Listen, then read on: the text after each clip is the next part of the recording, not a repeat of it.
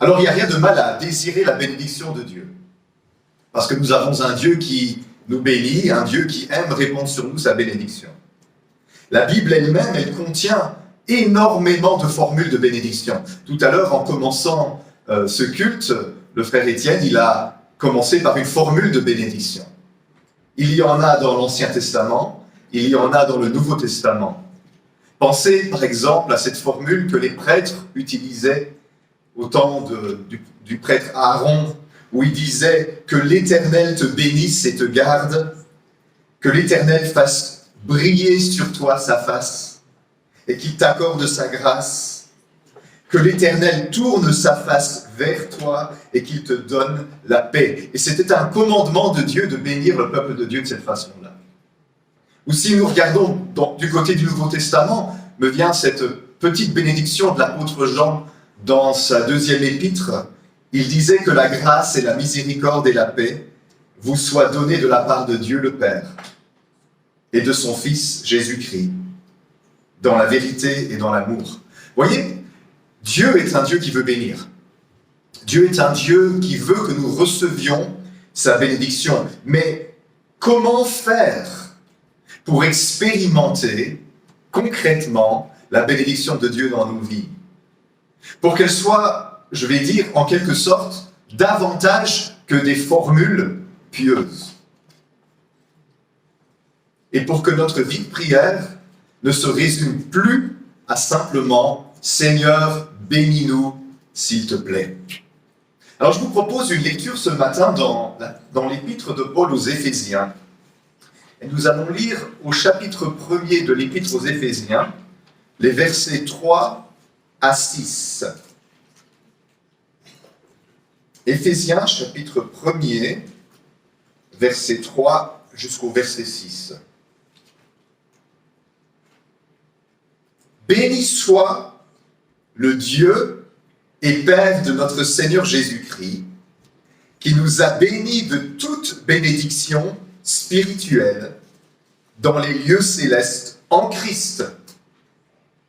En lui, Dieu nous a élus avant la fondation du monde pour que nous soyons saints et irréprochables devant lui.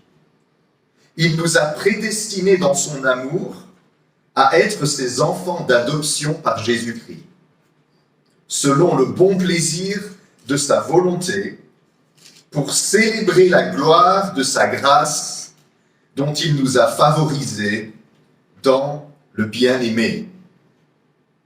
Voilà l'entrée en matière de Paul pour cette épître aux Éphésiens, que vous savez certainement était une épître circulaire qui était destinée à être envoyée à toutes les églises. Nous avons même certains manuscrits où il n'est pas écrit aux Éphésiens, mais il y a une autre ville à la place, parce que c'était une épître que Paul envoyait partout. Première remarque très importante. Paul commence non pas en demandant la bénédiction, mais en bénissant Dieu. Paul dit « Béni soit le Dieu et Père de notre Seigneur Jésus-Christ ». Vous voyez, l'apôtre Paul ne commence pas par « Seigneur, bénis-moi, s'il te plaît ». D'ailleurs, quand Jésus lui-même nous a appris à prier, vous connaissez tous par cœur le Notre Père, j'imagine. Le Notre Père commence avec Dieu. Notre Père commence même avec nous, puisque c'est notre Père. Il y a une idée collective là derrière. Notre Père commence avec la gloire de Dieu, avec la sainteté du nom de Dieu, avec le règne de Dieu et avec l'accomplissement de sa volonté sur la terre comme au ciel. Et c'est seulement après tout ça que Jésus nous a parlé de notre pain quotidien, de nos tentations et de la protection du malin. Nous voyons que une clé principale pour vivre une vie de bénédiction, c'est de se centrer premièrement sur Dieu et de débuter tout ce que nous faisons par la célébration de Dieu, la gloire de Dieu, la bénédiction de Dieu. Quand nous sommes plus jeunes dans la foi, nous avons tendance à commencer par nos demandes, nos besoins, nos inquiétudes. Mais ici, on a affaire à l'apôtre Paul qui est un vieux sage de la foi, un homme aguerri. Et il commence par bénir Dieu, entièrement tourné vers Dieu. C'est la première clé la plus importante pour vivre une vie de bénédiction.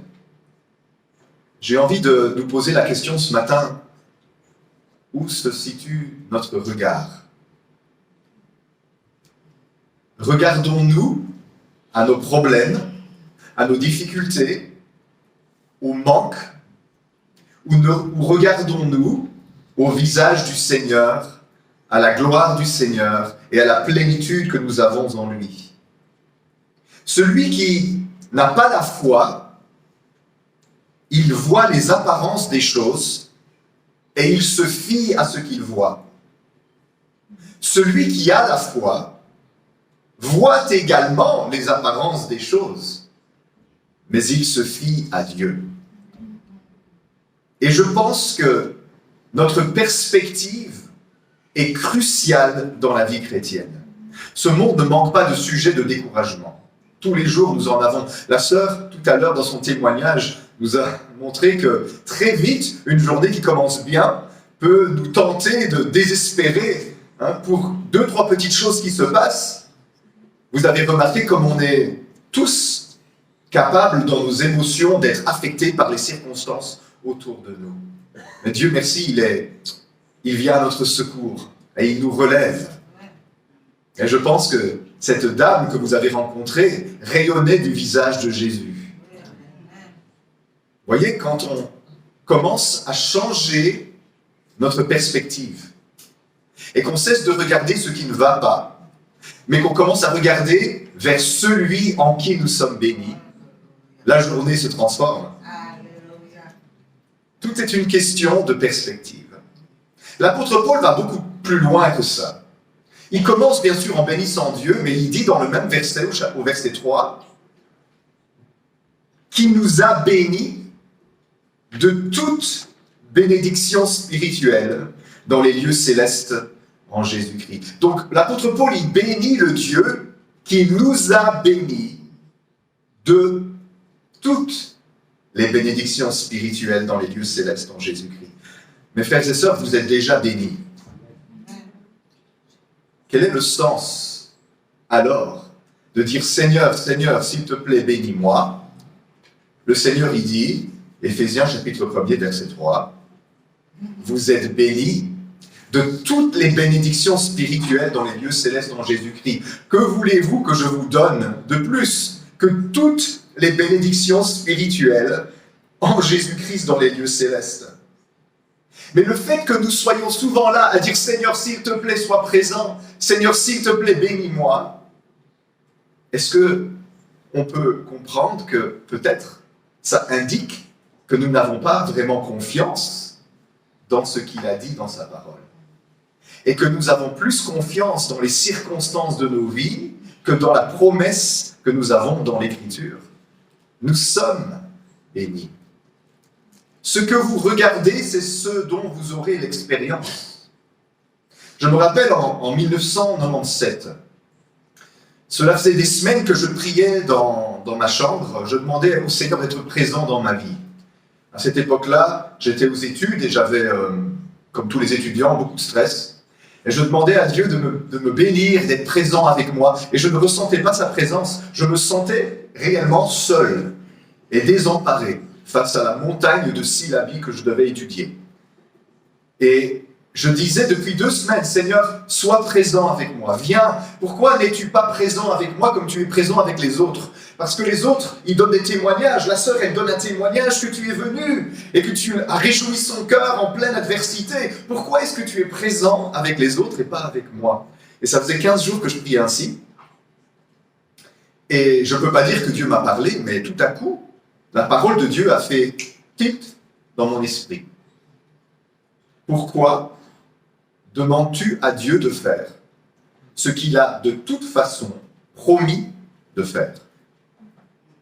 Et je me suis rendu compte, par cette pensée qui jaillissait du texte biblique. Par exemple, Jésus dit « Voici, je suis avec vous tous les jours jusqu'à la fin du monde », j'étais en train de prier par incrédulité et je demandais à Dieu de faire ce qu'il a de toute façon promis de faire parce que je suis fixé sur mes sentiments, mes impressions, les apparences, au lieu d'être fixé sur la promesse qu'il nous a donnée.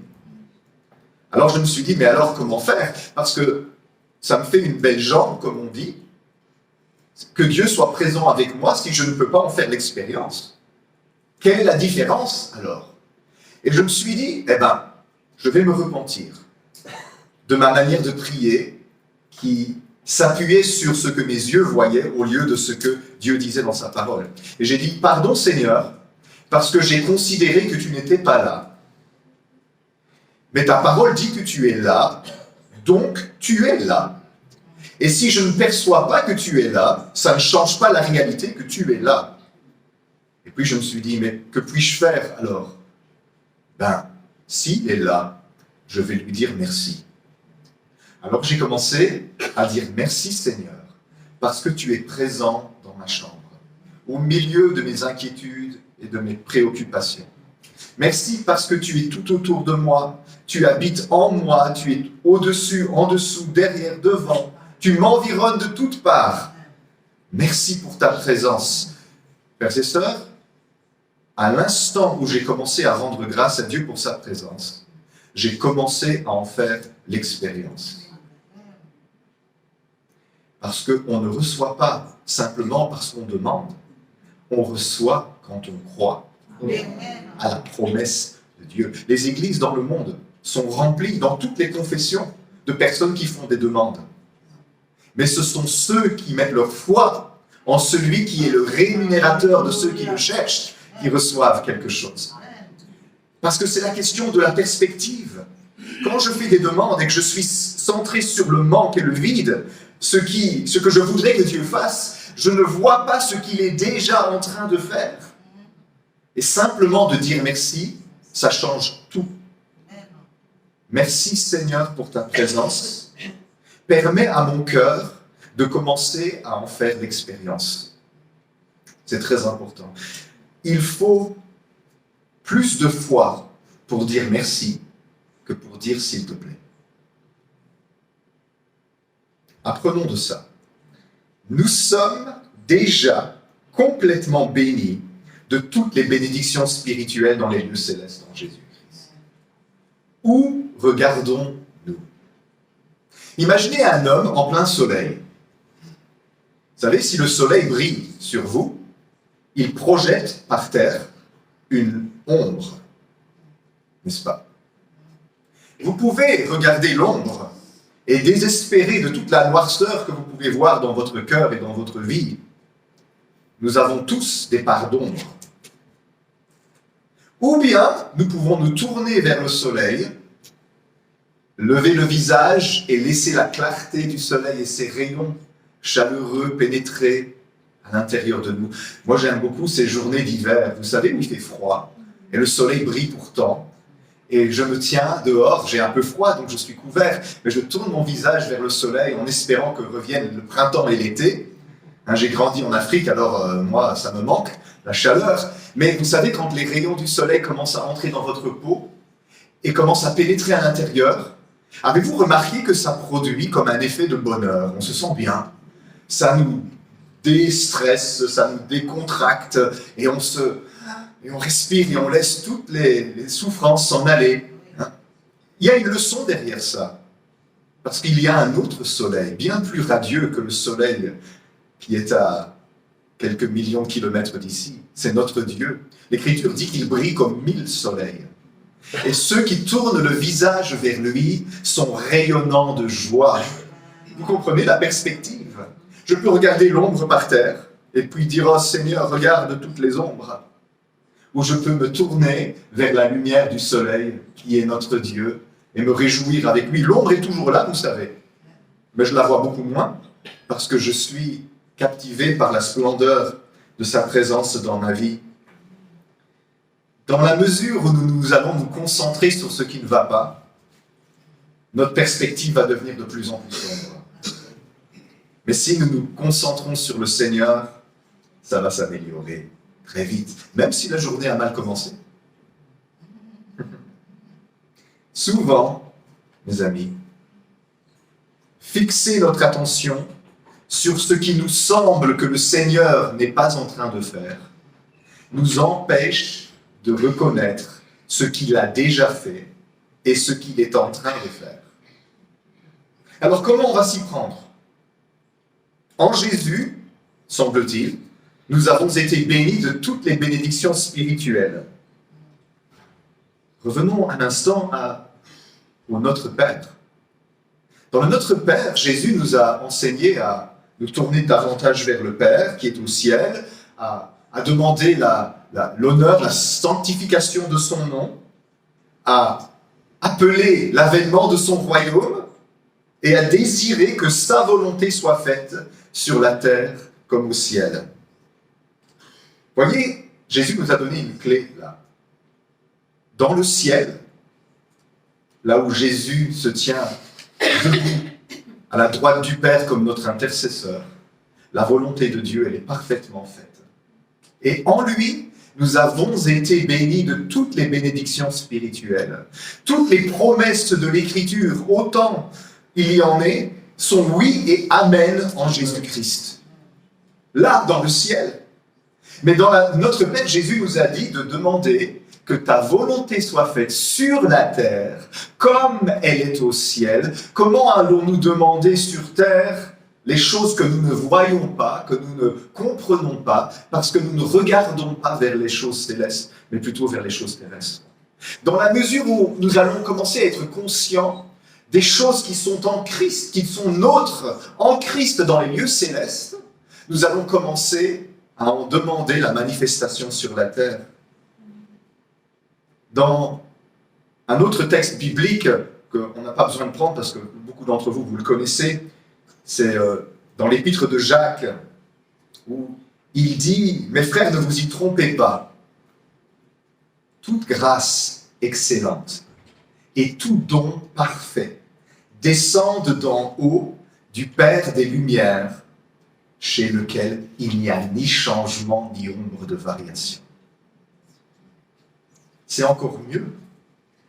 Non seulement nous sommes bénis de toutes les bénédictions spirituelles dans les lieux célestes en Jésus-Christ, mais ce texte que je viens de lire dans l'épître de Jacques nous dit que les grâces excellentes et les dons parfaits descendent d'en haut du Père des Lumières, chez lequel il n'y a ni changement ni ombre de variation, constamment, sans arrêt, que ça aille bien ou que ça aille mal, notre Père céleste fait pleuvoir une grâce excellente sur notre vie et il nous donne des dons parfaits. Il ne change pas. Que nous soyons gentils ou plus méchants ce jour-là, ça ne change rien, car Dieu est un être sans changement ni ombre de variation. L'Écriture va même jusqu'à dire qu'il fait briller son soleil sur les justes et les injustes. Il fait pleuvoir sur le champ du méchant ou sur le champ du gentil, parce que Dieu est pure générosité et bénédiction. Il vous bénit constamment. Les pleines et parfaites bénédictions que nous possédons en Jésus-Christ dans les lieux célestes pleuvent sur nos vies, goutte après goutte. Sa grâce descend. Et il ne change pas d'avis. Et donc, quand nous disons « Seigneur, s'il te plaît, bénis-moi », Dieu dit « Je te bénis déjà. Ne vois-tu pas que tu es béni? Regarde le chemin parcouru dans la vallée et ne vois-tu pas que j'ai été avec toi? Regarde, au lieu de voir les choses qui ne vont pas encore, regarde ce qui va déjà. Je suis à tes côtés, je suis en train de te bénir. Goutte après goutte, ma grâce excellente est en train de pleuvoir sur ta vie. Au lieu de dire s'il te plaît, apprends à dire merci. Apprends à lever les yeux et à regarder ce qui est en train de descendre sans cesse du ciel sur ta vie. Je vais vous dire un secret, enfin c'est pas secret, c'est dans l'Écriture.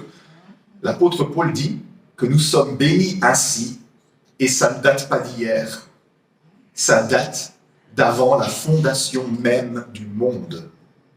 Béni soit le Dieu et Père de notre Seigneur Jésus-Christ, qui nous a bénis de toute bénédiction spirituelle dans les lieux célestes, en Christ. En lui, Dieu nous a élus avant la fondation du monde, pour que nous soyons saints et irréprochables devant lui. Il nous a prédestinés dans son amour à être ses enfants d'adoption par Jésus-Christ, selon le bon plaisir de sa volonté, pour célébrer la gloire de sa grâce, dont il nous a favorisés dans le bien-aimé. Voyez-vous, cette immense bénédiction que Dieu nous donne, elle a commencé à pleuvoir des milliards et des milliards d'années, avant que même la terre n'existe, avant même qu'il n'y ait de temps. Quand dans l'éternité, Dieu a conçu ce projet de créer la création et chacune de nos existences, il avait déjà là la bénédiction absolue qui était destinée à ses enfants. Dans son amour infini et dans le bon plaisir de sa volonté, il a décidé de vous bénir avant que le monde ne soit. Le texte de Paul dit qu'il avait deux buts. Le premier, pour que nous soyons saints et irréprochables devant lui. Il voulait constituer un peuple qui est mis à part pour lui. Deux, pour célébrer la gloire de sa grâce, dont il nous a favorisés dans le bien-aimé. J'aime beaucoup cette expression-là. La gloire de sa grâce. Est-ce que nous nous rendons compte que la grâce de Dieu est glorieuse et que la grâce de Dieu est remplie de gloire? Est-ce que nous nous rendons compte qu'il y a de la gloire dans la grâce de Dieu? Nous aspirons à voir la gloire de Dieu se manifester dans nos vies. Avons-nous remarqué que parfois elle se manifeste dans les petites choses, dans les simples choses du quotidien, dans une visite au hasard d'une personne, le visage souriant qui nous salue, dans le chant de l'oiseau dehors au printemps? La grâce de Dieu vient nous rencontrer dans toutes sortes de petites choses. Dans un passage biblique qui touche notre cœur, la réalité est remplie de manifestations de sa grâce, mais nous sommes tellement préoccupés par la gloire que nous voulons voir que nous ne reconnaissons pas les gouttes de grâce qui sont là chaque jour autour de nous. La gloire de sa grâce. La grâce vous conduit vers la gloire, goutte après goutte. La grâce est le début d'une immense effusion de bénédiction du Père des Lumières qui nous mène petit à petit vers la plénitude de sa gloire.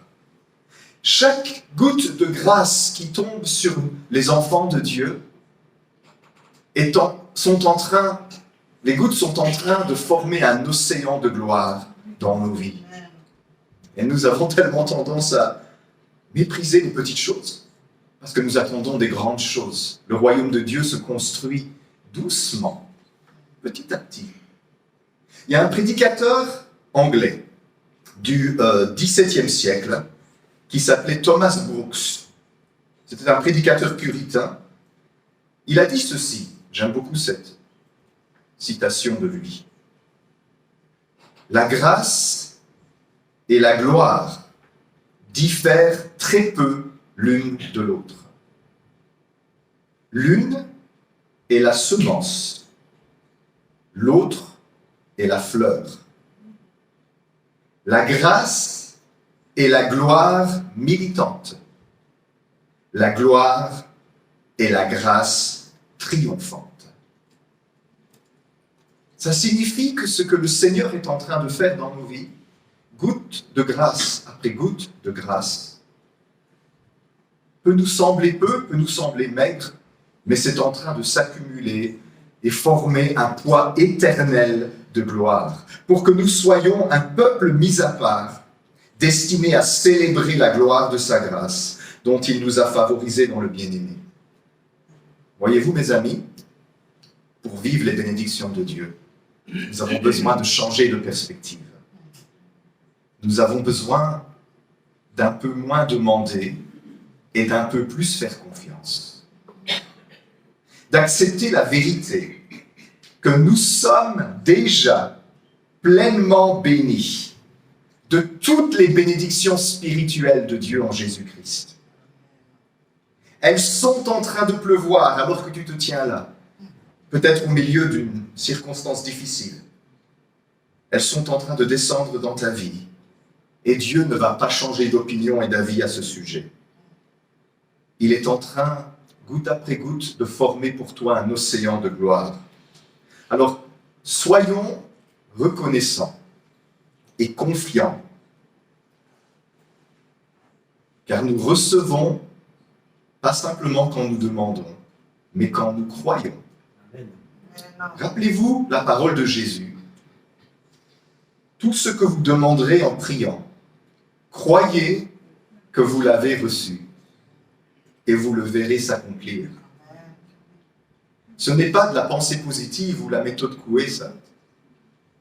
C'est pas si vous le confessez suffisamment et le croyez suffisamment, ça finira par arriver. C'est cette dimension dont je vous ai parlé de perspective. Parce que quand on demande, on est fixé sur le manque. Quand on remercie, on est fixé sur l'exaucement. Et il y a bien des fois où on attend le Seigneur quelque part, alors qu'il est juste à côté en train de nous donner autre chose, ou meilleur encore. D'apprendre à tourner nos regards vers lui. Alors ce matin, je vous encourage à tourner votre regard vers le Seigneur. Au milieu de vos circonstances, peut-être que la situation n'évolue pas, ça fait des mois, ça fait des années que vous êtes dans les difficultés.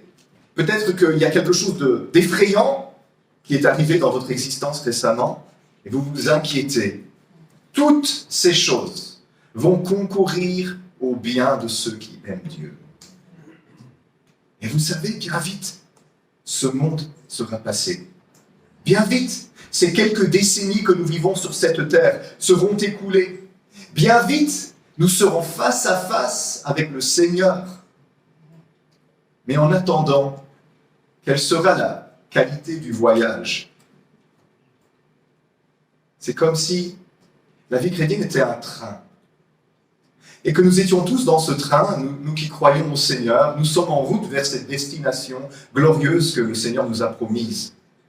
Il y en a certains, vous êtes très inquiets, alors vous courez dans les corridors du train, espérant arriver plus vite à destination. Mais vous arrivez aussi vite que celui qui est assis et qui profite du voyage. D'autres sont vraiment inquiets, ils sont en train de se morfondre, est-ce que j'en fais assez? Est-ce que je suis à la hauteur? Est-ce que le Seigneur est toujours avec moi? Et ils sont en train d'inquiéter les autres voyageurs. Laissez-moi vous dire, nous sommes portés par la grâce de Dieu. Il n'y a pas tellement de choses, en réalité, qui dépendent de nos capacités. Oui, Dieu nous demande d'obéir sur certaines choses. Mais même lorsque Dieu nous demande d'obéir, avez-vous remarqué que sa grâce nous donne la capacité de faire ce qu'il nous a demandé? Dieu désire que nous prenions plaisir à ce voyage et que nous nous asseyions dans ce train de la grâce qui conduit à la gare de la gloire et que nous regardions le paysage autour, que nous profitions des arrêts sur les différents quais pour inviter les autres qui attendent à monter à bord. Venez avec nous, on est en route vers la gloire, on est en route avec Jésus. Moi je me souviens quand j'étais jeune homme et qu'on faisait un voyage avec l'école, dans les cars ou dans les trains, on chantait. Il y avait une ambiance formidable dans les cars et dans les trains quand on chantait ainsi. Pourquoi devrait-il en être différemment de l'Église? Nous sommes en route vers une destination glorieuse. La bénédiction est certaine. Elle est déjà acquise en Jésus-Christ, pleinement. Toute bénédiction. Alors on tourne nos regards vers toi, Seigneur, ce matin. Et on prie. Et Seigneur, on veut te remercier parce que tu es, glorieux et magnifique, notre Dieu. Oui, il y a sur cette terre toutes sortes de souffrances et de sources de découragement. Mais ce matin, on veut se détourner de l'ombre projetée au sol. Et nous voulons nous tourner vers la lumière de ton visage. Et Seigneur, notre Dieu, nous te demandons de nous révéler à chacun de nous à quel point nous sommes bénis. Révèle-nous la richesse que nous possédons en ton Fils Jésus-Christ. Seigneur, je veux prier pour chacun de mes frères et chacune de mes sœurs ici ce matin, comme aurait prié l'apôtre Paul. Et Seigneur, je veux demander que tu nous donnes un esprit de sagesse et de révélation. Que tu éclaires les yeux de nos cœurs pour que nous connaissions ce que tu nous as donné en ton Fils. Notre appel, notre héritage et la gloire infinie que tu nous réserves en lui. Esprit du Dieu vivant, je te prie de souffler sur les cœurs ce matin et d'ouvrir les yeux de nos cœurs pour que nous ne voyions plus simplement avec les yeux du corps, mais que nous apprenions à voir avec les yeux du cœur.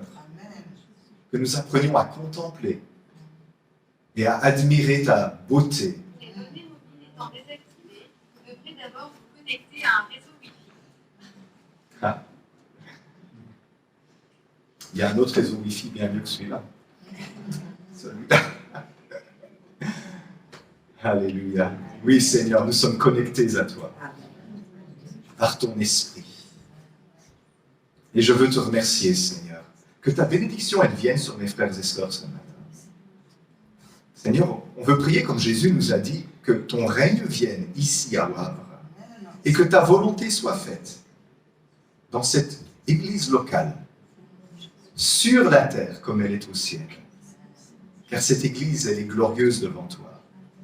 Elle est bénie, elle est enrichie de toute bénédiction spirituelle. Et nous voulons les recevoir maintenant, Seigneur. Simplement en croyant et en te disant merci. Merci pour ta présence. Merci pour ta grâce. Merci de toucher les corps qui souffrent. Et s'il y a des choses déréglées, des choses qui ne sont pas en ordre dans la santé de mes frères et sœurs, Seigneur, dans ton amour et dans ta grâce, pose ta main et aligne toutes choses avec ta volonté céleste. Je te prie dans le nom de Jésus. Je te prie aussi pour les tourments qu'il y a dans les cœurs. C'est une saison où beaucoup sont oppressés, opprimés, découragés, en burn-out, en dépression. Beaucoup ont des angoisses. Seigneur, impose le silence dans les âmes. Ce silence habité de ta présence, où nous ne sommes plus obligés de subir notre psychisme, mais notre intelligence devient renouvelée et glorieuse, porteuse d'espérance, capable de discerner ta parole. Touche les âmes qui sont blessées, qui sont tourmentées, et libère, Seigneur, les enfants de Dieu dans ce lieu qui souffrent dans leur cœur. Le pasteur Karp a parlé ces derniers temps de briser les malédictions. Nous te remercions, Seigneur, parce que tout ce que toi tu bénis ne peut plus être maudit. Et tu nous as bénis. Et par conséquent, il n'y a aucune malédiction qui puisse tenir face à ton peuple, Seigneur. Et face à toutes les puissances des ténèbres qui osent dire le contraire, nous leur faisons connaître ce matin encore que nous sommes l'Église de Jésus-Christ. Et que nous sommes bénis de toute bénédiction spirituelle dans les lieux célestes en Jésus-Christ. Et nous faisons opposition à toute malédiction. Au nom de Jésus, car lui, qui était plein de toute gloire et de magnificence, il a pris sur lui à la croix tous nos maux et toutes nos malédictions. Il a été fait malédiction pour nous, pour que nous soyons justice et bénédiction en lui. Merci Seigneur de donner à chacun, chacune, le bénéfice de cette réalité céleste. Et enfin, je veux aussi te prier, Seigneur, plus simplement pour les corps ou les âmes, mais pour les plus profondes dimensions de l'être humain, l'esprit. Seigneur, là où tu habites, où tu as fait ta demeure en chacun de nous, je prie vraiment que, pour mes frères et sœurs ce matin, leur esprit, leur être intérieur, que tu as régénérés, où tu leur as donné la vie éternelle, que cette dimension intérieure s'élargisse, s'étende et reçoivent davantage encore de ta grâce. Que Seigneur, si quelqu'un est comme un dé à coudre, qu'il devienne comme une tasse. Et si quelqu'un il est comme une tasse, qu'il devienne comme une cruche. Et si quelqu'un est comme une cruche, qu'il devienne, Seigneur, comme un fût. Et si quelqu'un est comme un fût, qu'il devienne comme un lac, comme un océan. Étends, Seigneur, élargis la soif de nos cœurs, étends, Seigneur, les cordages de nos tentes, pour que nous puissions recevoir ta bénédiction dans ce lieu. Nous accueillons ta présence, parce qu'elle est déjà là. Tu nous entoures de toutes parts. Et tu fais reposer sur nous ce matin ta bénédiction, Seigneur. Merci pour ta grâce. Recevez, mes amis, ce que le Seigneur donne, car le Seigneur confirme toujours sa parole. Ce n'est pas la parole d'un homme, c'est la parole de Dieu. Et la parole de Dieu, elle est sûre et certaine. Recevez dans vos corps, dans vos âmes, dans vos esprits, sa bénédiction ce matin. En disant simplement, merci Seigneur. Merci Seigneur. Merci Jésus. Merci Jésus. Merci Seigneur Jésus. Tu vas faire prospérer cette communauté. Et la bénédiction qu'ils contiennent va se répandre au dehors, dans les rues de cette ville et vers les autres communautés qui sont ici aussi, Seigneur. Que ton Église en Belgique, et particulièrement à Wavre, rayonne de 1000 feux, Seigneur. Que les témoignages se multiplient de visitations angéliques, divines, de solutions surnaturelles à des problèmes. Et que nous puissions te rendre gloire. Que nous puissions nous rassembler dimanche après dimanche avec tellement de témoignages qu'il n'y a pas assez de temps pour tous les dire.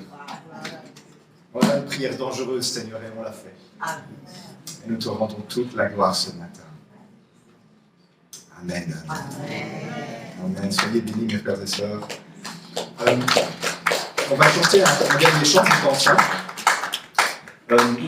Mais après le service, quand les personnes qui doivent partir seront parties, si vous êtes pressés, moi je ne suis jamais pressé.